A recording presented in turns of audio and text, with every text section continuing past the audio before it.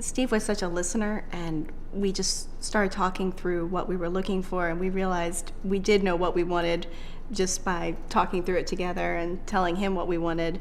And then he just listened, and we did all the talking, and he was able to map out what we needed through that process. Yeah, he made quite a lot of little modifications that as kind of we went through, and even on the fly when we were building, it was, okay, it doesn't make sense for this closet to be here. Is there any way we can move it? Yeah, let's make that change. Let's put that in there.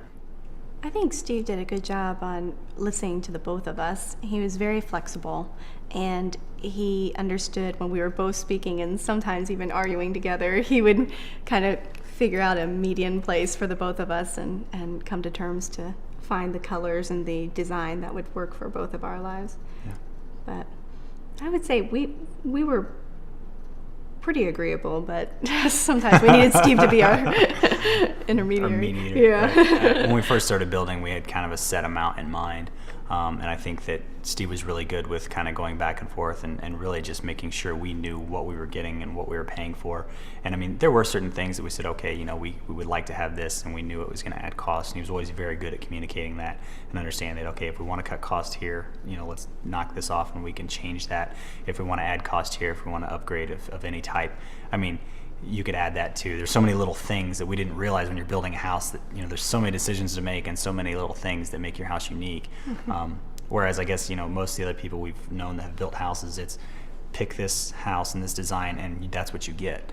And so it was kind of unique in that fact, in that regard. But mentioned that we had a lot of pride for our house. I think he did too. And so he would come over and he would get giddy when certain things would get done correctly. He would say, "You got to see this," and he was just so proud. And it made for a lot of excitement for us too. Yeah, I mean, we just wanted a nice home that fit and was good for us. And it's interesting because now whenever we talk about, okay, what's our next home going to look like? I don't want a traditional home that you can go find a design for anywhere. I want a house that's incredibly unique. No one else has anything like it. It doesn't have to be gaudy or huge or anything. I just want it to be unique and I want it to be ours. And, to really fit, what we want, what our lifestyle is like. And I think that the fact that he did that makes me realize that that's what I always want to have. Mm-hmm. I'm not going to settle for anything but that going forward. So, from that standpoint. He set a high standard. Yeah. And we're going to have to seek him out when we want that future house. We're going to have to find him. That's right.